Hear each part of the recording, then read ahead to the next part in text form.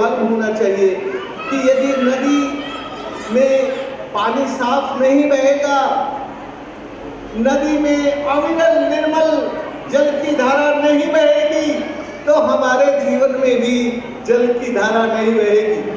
हमारा जीवन बिल्कुल ठीक नदी की तरह है। देखो, जैसे हमारे शरीर में ये धमनियां होती हैं, ऐसी नदियां इस सृष्टि की, इस धरती की धमनियां हैं।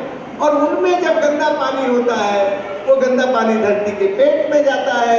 फिर धरती के पेट में से हम हैंडपंप से, ट्यूबवेल से पानी निकाल के हम पीते हैं।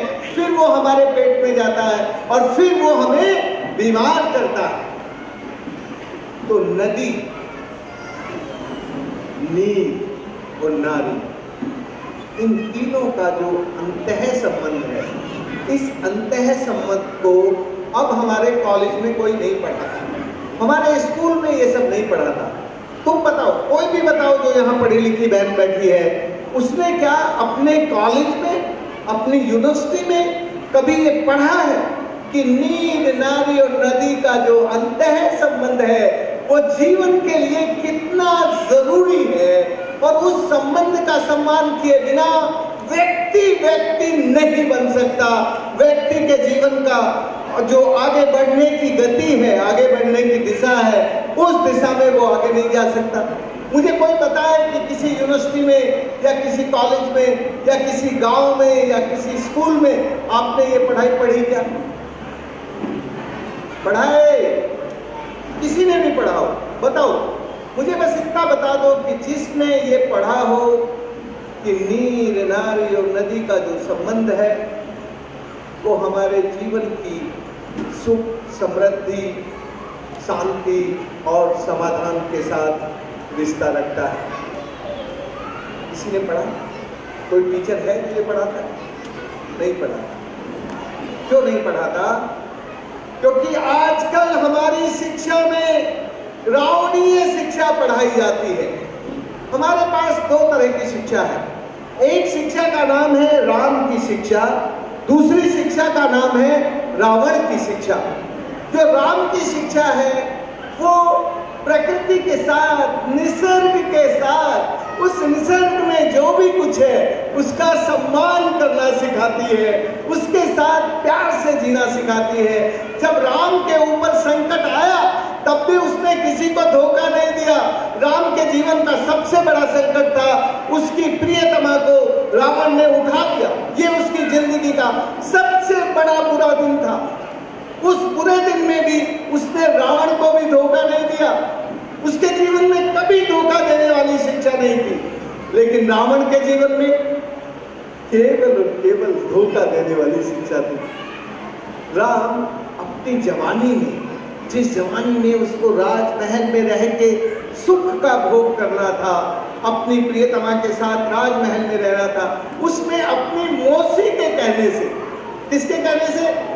मौसी के कहने से 14 साल के लिए जंगल चला जाता है और जंगल में रहता है। और जंगल के हनुमान बंदरों को, चिड़िया को, गिलहरी को, सबको संगठित करता है, सबको जोड़ता है, सबका संगठन बनाता है, जंगल वासियों का संगठन बनाता है।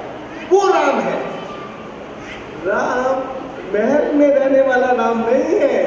राम तो निसर्ग के साथ, निसर्ग का सम्मान करने वाला, निसर्ग के साथ सम्मान करने वाला राम है, राम। और वो अपने जीवन में किसी को धोखा नहीं देता। रावण क्या है? रावण कहता है कि ये बादल मैं जहां चाहूं वहां बरसे, ये हवा मैं जैसे चाहूं वैसे बहे, मुझे यदि स्वर्ग में जाना हो तो इस धरती से लेके स्वर्ग तक सिद्धि लगा दूं। यही कहता है ना, यही सिखाता है। उसका जीवन का संकल्प धरती से स्वर्ग तक सिद्धि लगाना, उसका संकल्प बादलों को कब्जे में रखना, उसका संकल्प हवा को कब्जे में रखना, सबके ऊपर कब्जा करना उसका भाव है। तो तुम बताओ, तुम रावण वाली शिक्षा देना चाहती हो अपने बच्चों को कि राम वाली? सच्ची राम वाली शिक्षा है जो नारी का, नदी का, नीर का, सम्मान देना सिखाती है। तो यदि आपको नीर नारी नदी का सम्मान करना है तो एक इस पंचायत में पहला संकल्प ये होना चाहिए कि हम अपने बच्चों को राम की तरह बनाएंगे, राम की तरह। राम की शिक्षा देंगे, रावण की शिक्षा नहीं देंगे। ये जो रावण की शिक्षा आज हम दे रहे हैं वो क्या है? वो है maximum use of natural resource. इस प्रकृति का ज्यादा से ज्यादा शोषण करके हम कैसे ज्यादा से ज्यादा पैसे वाले बन सकते हैं, ये रावण की शिक्षा है। तो आज की ये पंचायत सर्वसम्मति से यदि एक फैसला करती है कि हम आने वाले काल में रावण की शिक्षा नहीं देंगे, राम की शिक्षा देंगे और सबको समान मौका देंगे।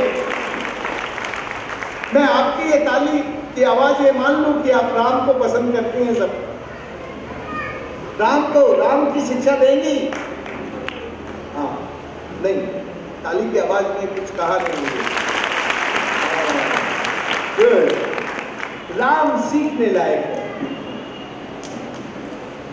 नंबर 2 जो आज की पंचायत का एजेंडा है वो ये कि हमारे पास तो गोदावरी नदी बहती है। इस गोदावरी नदी के क्षेत्र में उद्गम से लेकर जहां से इसका जन्म हुआ है और अंत तक जहां हम लोग रहते हैं, उस क्षेत्र में इसके कैचमेंट एरिया में नदी को प्यार करने वाली शिक्षा अपने बच्चों को देकर हम बाल संसद बनाएंगे, अपने बच्चों की बाल संसद बनाएंगे।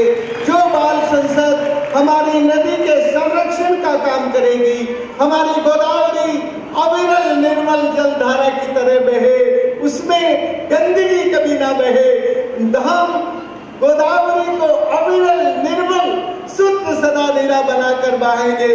ऐसी संसद बनाने का काम इस कैचमेंट एरिया में मैं अपनी बहन सत्यभामा से कहूंगा कि वो जो भी बहनें मेरे दोनों तरफ बैठी हैं वो जरा देखें कि अगली पीढ़ी को, इन बच्चों को हम नदी की संसद बनाने में कैसे लगा सकते हैं।